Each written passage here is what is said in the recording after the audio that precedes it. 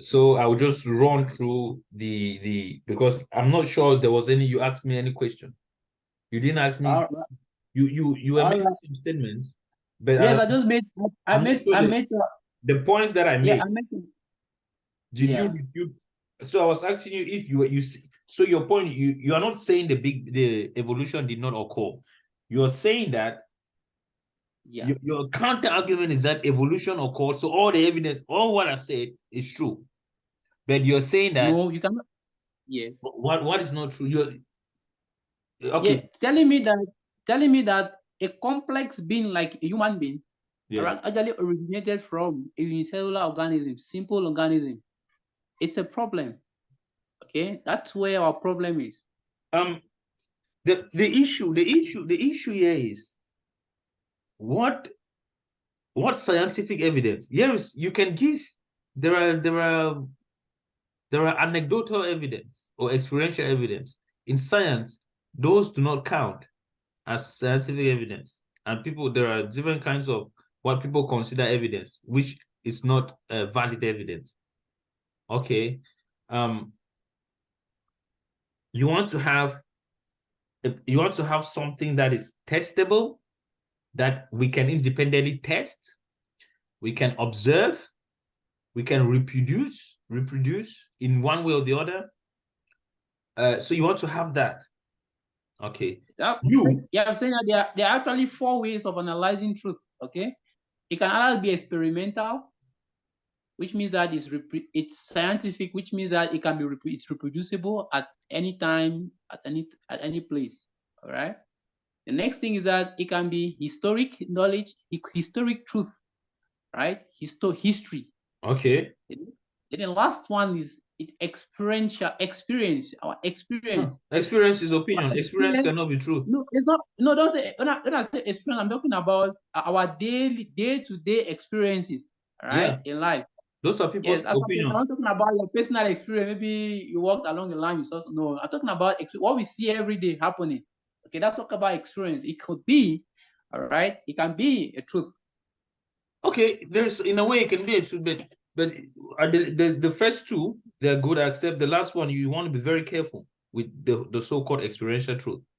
Because I Yes. could just give you one example about the whole notion of revelation, where people talk about I've experienced Christ, and the others say I've experienced Muhammad, and then these two entities are quite different. And to these people, these things are very true to them, and they say this is my truth. Is that a No, universal truth? no, we are talking about something that which I experience and you experience too, not something that is independently experienced. No, like for example, when you start on when you put your hand in fire, you get hot. That one is it's an experience. It's a universal experience. That's something from experience. That's a truthful can be Okay, gotten from experience. Yes, okay. that's what I'm Yeah, talking about. in a way, you that will boil back down to scientific truth, because we know what happens when you put your hand on the fire. We know the biology, we know what happens. So that's science again. So my argument still stands, all right. Where is the creation, all right, in evolution? That's my question still stands. Why should you presume a creation? Why should you ask for a creation? Because we are talking about the origin of something. Does every origin require a creation? Is there some law that says that every origin must require a creator? All right, all right. I want to ask you this question, all right. I want to give me one thing, okay, one example of one thing which just happens spontaneously. There's no intelligent mind behind it. One. Evolution occurs without any intelligence guiding it. Evolution is So guided by environmental selective pressures, random mutation, survival of the organism's survival in its environment, and of the course question the is, boy, DNA. where is the creation in the whole show? That's the question you're still asking. Okay. You In other asked me to words, give you an example of one. I've just given you, and you're asking me no, it you haven't doesn't said anything. it You doesn't haven't said anything. require You the haven't said whole anything process. because Yes. it's irrational to say that something came from nothing. That's what you're saying. What have I said? What is the something that has come from nothing?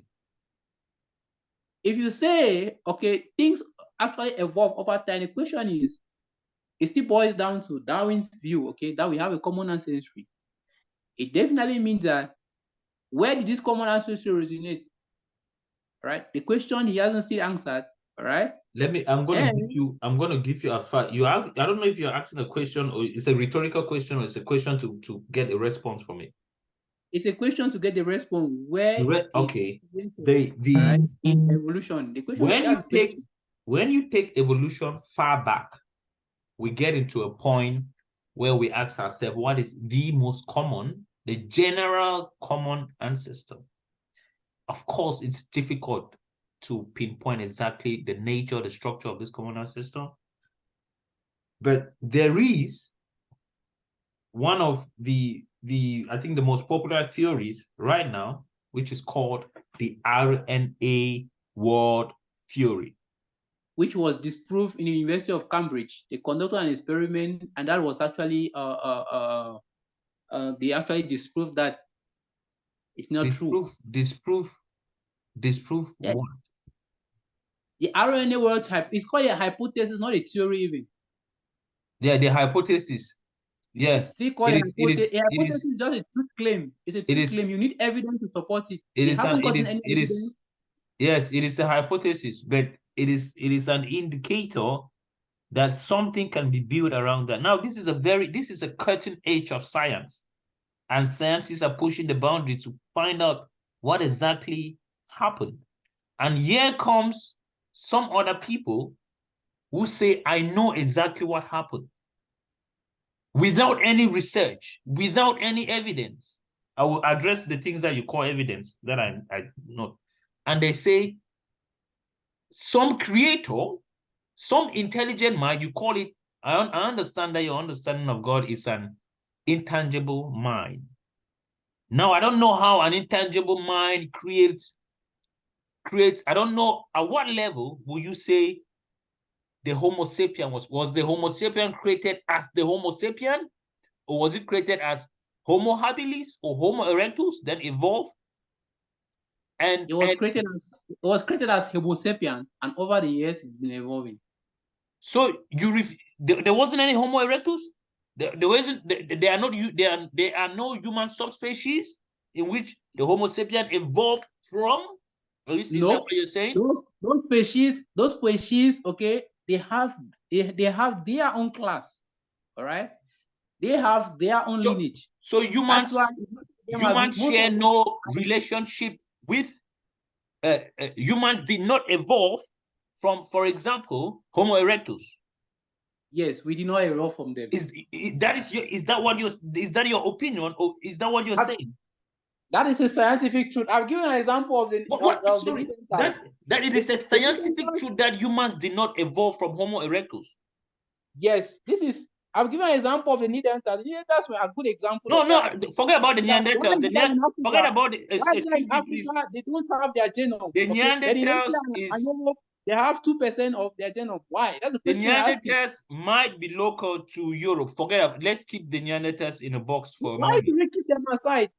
I've asked you, we can bring it forward, we can discuss about it. We can discuss about the Neanderthal. I'm asking you a different question, which is very important. Yes.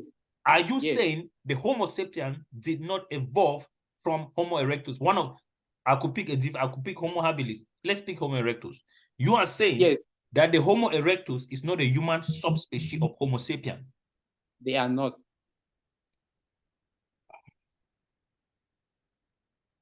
They are not. I'm not saying that they did not exist. All right. I'm saying that they are not a subspecies of Homo sapiens.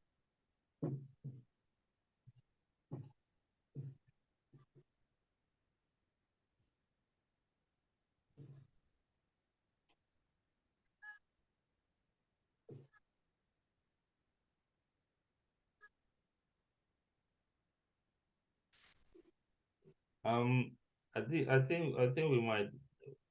I'm not sure if we should. I don't know if we should continue this debate. I don't know if we should continue this debate because You are a medical Cedric, you studied medicine, right? We were in medical school, Yes, right? absolutely You're a correct. medical doctor you're a medical doctor, right? You understand the human you studied evolution. You are what we call you are those you are the people, No, the fact, the no, this is a intellect problem. of the This is a society. problem. This is a problem we have. Okay, this is a problem we have mostly in our system of education back here. You are told something, okay, and you ask no question, you just follow it. Now, everything that we read, all right, what happened is that we decide to go back, ask certain pertinent questions about those things, all right, and then we come to a logical conclusion. It's very irrational, very, very irrational. So I've told you that all those Charles Darwin's, they never had the technologies we have today, all right, to study certain things. We have a lot of technological improvement, so many things to actually disprove certain events which were accepted, all right, long time ago. So that gives us an added advantage to Charles Darwin.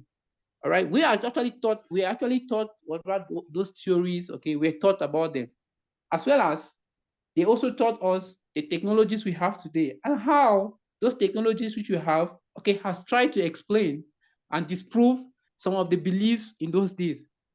So it doesn't mean that I should believe what was accepted in those days, all right, and nowadays, all right, the evidence is not there, all right. In our days, we looked at what they believed then as a truth statement. So We have tried to explain those truth statements, all right, but we were not able. What we found, all right, is completely different from the truth claims. So it definitely means that we have to discard it. We definitely have to discard it. We don't swallow it because okay, let's it's something that was set forward by. let me ask you a different question. Let me ask you a different question. Are humans, are we distant cousins with chimpanzees and bonobos? What do you mean by? Do we share similarity in our DNA? The human, the Homo sapien. Does the Homo sapien share this level of similarity at the level of the DNA with the chimpanzee and the bonobo? They share similarity in their DNA. Yes, accept.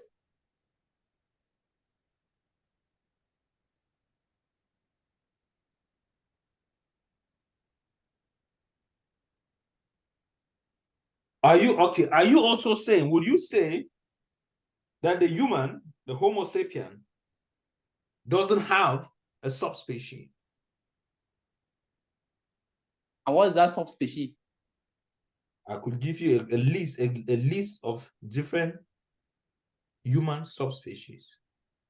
Homo erectus, So Homo habilis, the Neanderthals, local to Europe, which addresses the point you were raising. That's why I wanted to, the Neanderthals, but not universal, local to Europe. Africa, Homo habilis, Homo erectus, and Afarensis. Let me just use this theory. None of these, okay, you say that none of okay, these are a human okay, subspecies. okay. Now let me give you the trending. What is trending now? The trending hypothesis as far as the origin of human is concerned, scientifically, all right, what they believe, all right. What The who believe? What who the believe? biologist evolutionists, okay, this is biological evolutionists. This is what they believe. They believe that humans, okay, like you rightly said, they actually this is what is trending. They actually believe, all right. What is It's a trending? belief. What are you talking? Are we on social media? What is trending? Well, it's the What is most accepted. scientific facts? It's not yet a fact, okay, because Okay, then it is okay, still a truth hypothesis. Are claim. you talking? You want to present a Yes, hypothesis? it's still a truth claim. It's still a truth claim. They haven't provided us with evidence yet. It's just a truth claim. That's why I keep talking about it. I have used the word trending. It's a claim, Okay, okay. right? Which most of them accept. It's a claim. This is what they claim. They claim that, all right, humans actually originated from Africa. That's what they claim, all right? It's from Africa that all of us, that humans originated.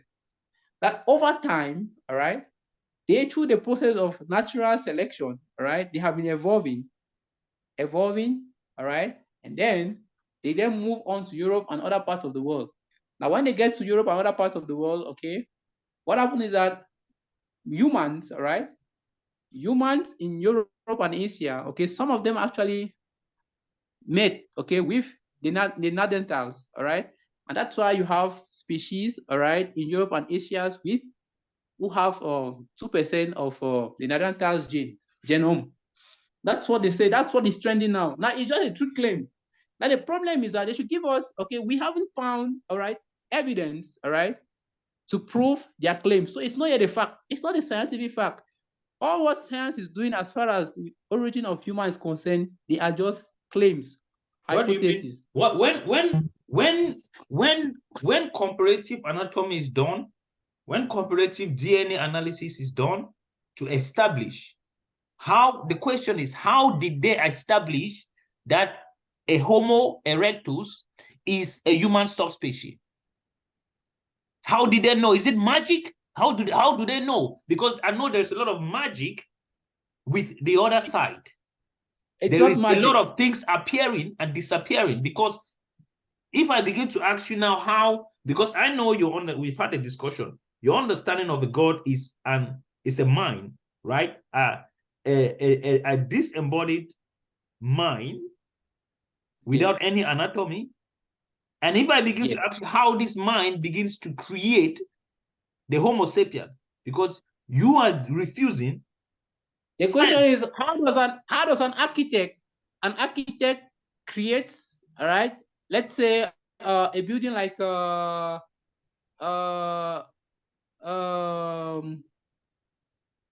do they call it? Okay, how does an architect create a building like the White House?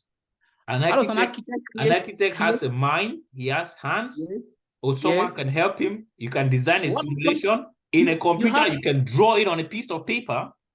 Yes, there are architects who don't have hands, okay, but they have the mind. Okay, but someone has to be there to translate it, right?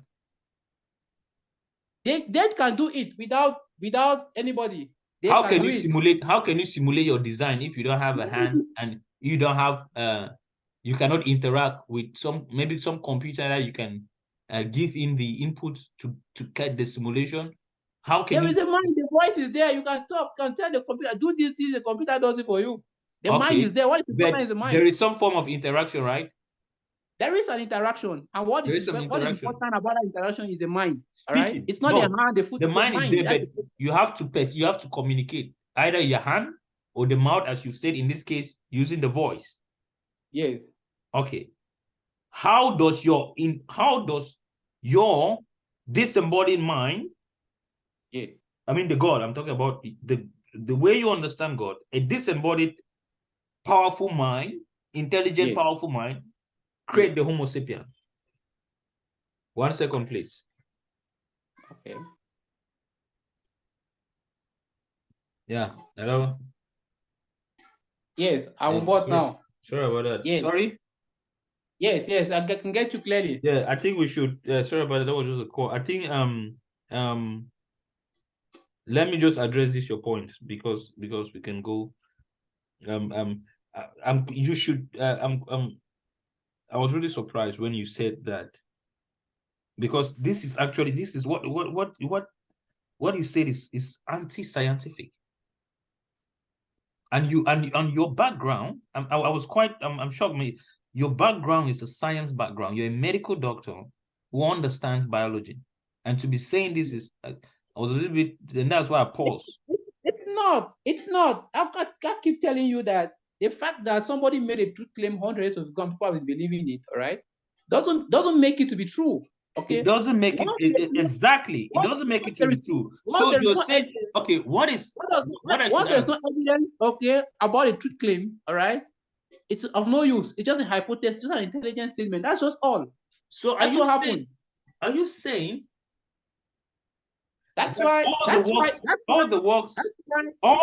all the evolutionary work that has been done to establish scientifically that the human subspecies, the human subspecies, read it very well, they'll tell you that all of these, they are still hypotheses. That's what they'll tell you.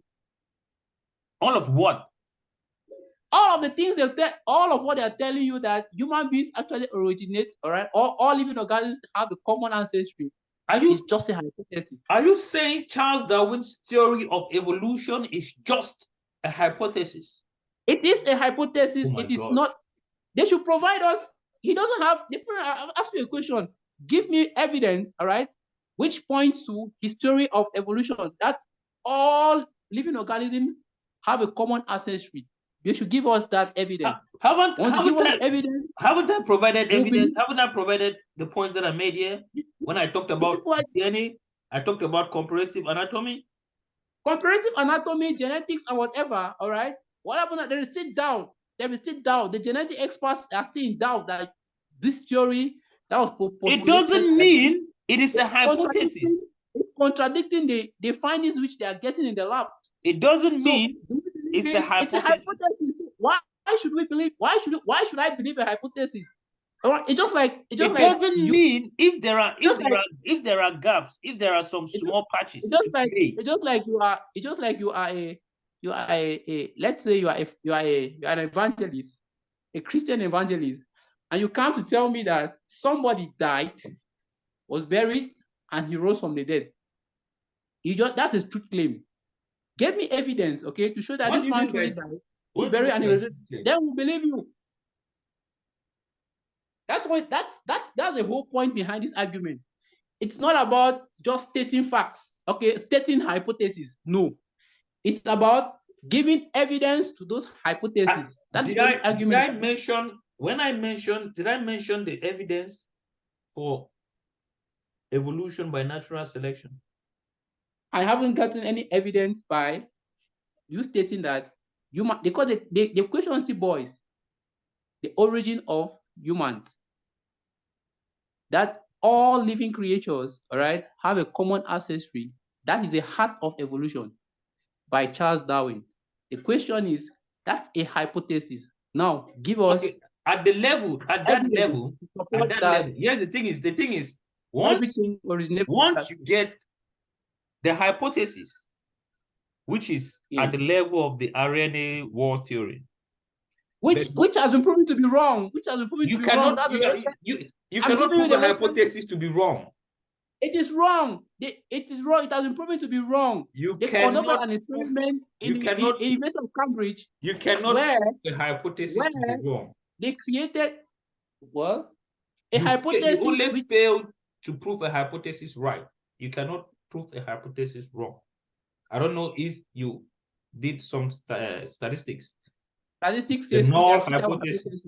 You know about the null hypothesis. It's an alternative hypothesis. And all of those things. Voila. You know that you cannot. Now, what happens is that if you provide evidence, all right, to support a hypothesis, right?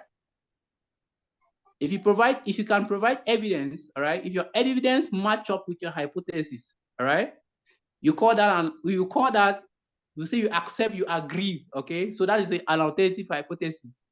Now, if it doesn't match, all right, with your findings on board, okay, you call it a null hypothesis, okay, which means that your hypothesis has been nullified. Okay, no, what does it mean? Does it mean it's wrong? It definitely means that if you have a null hypothesis, if you hypothesize something and your facts do not match up with the hypothesis, all right, what happens if they discard it? No, what does it mean? I will ask you one question. Does it mean you failed to prove the positive, the affirmative, or it means it's wrong? You fail to prove it, all right? That's what they say. And so those things are important. Failing to prove that definitely means that you are wrong. Really? That's your wrong. understanding? That's what it means. If you fail to prove that this is this, all right, it means that you are wrong. If you instead prove that this is that, it definitely means that your previous hypothesis was wrong. You are wrong about it. So it's rejected. So they throw it aside. So those who are still hanging on to the DNA hypothesis, the RNA hypothesis, then there's a problem somewhere. It's the problem somewhere. If you cannot give us evidence, all right, to show that, all right, the human, all right, can be traced down to unicellular organism, then why do humans share the same similarity? Why do humans share DNA with other living organisms? Why? Why do humans share DNA with other organisms? Different level of similarity with DNA with other organisms. Human share, they share something in common, all right? Does not necessarily mean that they actually originated, all right, from the same things. The question is, why do they share? That's a question I have to be. I'm asked that. That's No, a question I am asking you. you're answering a different question. You're saying that they share doesn't mean I haven't said this is I haven't said that because humans share this different level of similarity at the level of DNA with other organisms, it implies something. I'm asking you a very specific question. Why do humans share different level of similarity at the level of DNA with different organisms? Okay, I'll answer you this way. I'll put it this way. All right, they were created, all right, differently, all right, by the same mind.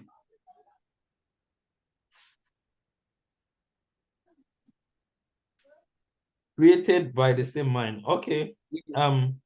It's how was this logical creation? and rational to think that way. How did this creation occur? I can't explain to you how it occurred because I didn't create it. But you know that a mind created it. But a mind created the evidence. The evidence are pointing to a mind creating it. How do you evidence know? How do you know that the mind created it? I've stated the evidence already. I gave you four evidence. How do you know that an intangible mind? Where have we seen an intangible mind?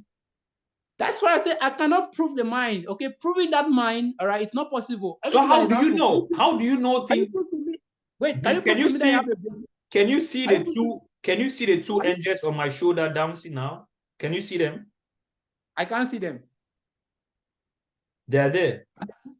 Yes, and there's no evidence, all right, showing that there are angels dancing on your shoulder. Can you prove to me that you have a mind? You cannot prove. You can only give me evidence by the way you speak, by the way you reason, by the way you do things. You can. Let me address your points that you make. You can't You can only give evidence, okay, to support that. That's what science does. What is your evidence that humans were created? I've given you four of those arguments: order and design, all right, of things, love, all right. I've talked about that's free will, in other words. Hold up. Order and design, right? You say yes. Order. Does God have order and design? Is God orderly and is God designed? They not talk about humans, okay? The way humans I'm asking you a question. I'm asking you a question. Is God design? Is God ordered? Is God order? Is God orderly and designed? God is not designed. We are designed. Is God ordered? Is God disorder or order? We are designed, and there is a certain order, which definitely means that there is a mind, okay, behind our being. That's what I'm saying. I'm asking you a question and you're saying you just say something completely different. I'm asking you if God is ordered and designed. God is not designed, okay? And God is not designed. We are designed. Is he ordered? We are designed. Is God ordered or disordered? We are, like I said, okay, I can't show you that this is God. I can't prove that, okay? But the evidence which we have, okay, points that, okay, there is an intelligent mind behind everything we have. That's what I'm saying. I want to be. You said God is not designed. You said yes. God is not designed. We are designed. What about order? Okay, and we are ordered. What about order? Is God ordered? Operation of things. Is God ordered? So all of that requires an intelligent mind. Okay, we cannot be ordered, okay, by spontaneous processes. No. Is God ordered? I don't know. I can't tell you if he's ordered or not. But I can tell you that humans are ordered. How do you know he's not designed? Well, he's not designed, okay, because he is the designer. What do you mean he's not designed? When take for example a watchmaker. A watchmaker that is a designer of the watch. Is that watchmaker designed? Yes, right? Yes. Yes. With respect, even though With respect to the designer of the watchmaker watch is not is designed. designed, right? With So respect to the designers watch, of things can also be designed. Is that true? with respect to the watch, he's But not designed. I'm The asking you designer is not general designed. stuff. No, Designers of things can also be designed. Is that true? designers of things can also be designed. Okay. Very true. God designed things, right? He can also be Yes. designed. Is that true? He is not designed. He He can can also also be be designed. Is that true? Yes, but he is not designed. The fact that he can also be designed shows that it's possible that he can be designed. You don't know if he's, how do you know that he's not designed? The problem is, give your evidence. What are the evidence that he can be designed? That's the question you're asking. Saying that he can be designed, it's an intelligent statement. That's a hypothesis. It's not True. on me. It's on Give the you who is evidence. saying That's that what I'm telling you. you have a designer. If God is designed, then he's not God. That is not an answer to the question. It's just a secular. Why do you come to the conclusion that God is not designed, or that God doesn't need a designer? He doesn't need a designer because he is God. He is eternal. He exists out of time. All right. He's not bounded by time and matter and space. He's not bounded by them. So he's not designed. What do you mean by not bounded by space, matter, and time? And how do you know this? How do you know that God is not bounded? Do you know what exists beyond space, matter, and time? Do you know the different entities that exist beyond space, matter, and time? We don't know. Sorry. We don't know all the evidence that's pointing. We don't know. But Then, all the evidence that's pointing is that you there's know, an intelligent mind you just made a statement about an entity that exists beyond space and time, right? Yes, he's not bounded by space and time. So I'm asking you, how do you know? It seems as if you know some information that goes beyond space and time. You probably know some very, very advanced. You know some very advanced information that's the only probably no information you know science about space and time. That there's an intelligent mind that exists beyond space and time. That is so what I know. You know things that exist beyond space and time. I'm saying that you know some very important, you know, an information that could get you a Nobel Prize in physics. That's the only information I know about space and time. That information itself can get you a Nobel Prize in physics. Do you know that? If it gets me a Nobel Prize, no problem. That's not an issue. But your what I'm idea that you know an entity that exists beyond space and time, and you're saying it so confidently, this is this is mind-blowing to any science, even to Sir Roger Penrose.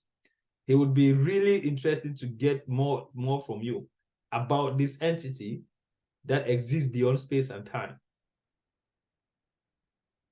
Are you doubtful of this information that you have, or you're quite sure?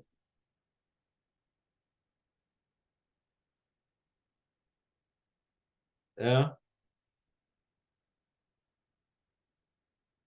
Hello?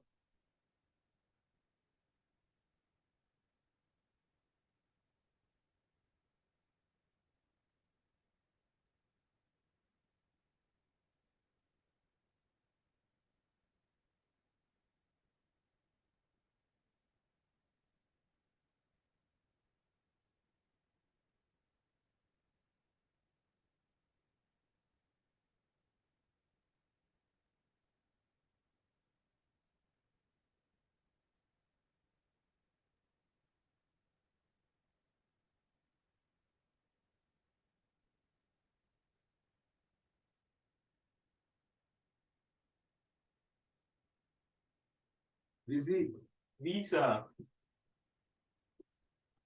people just, it's a waste of time, man.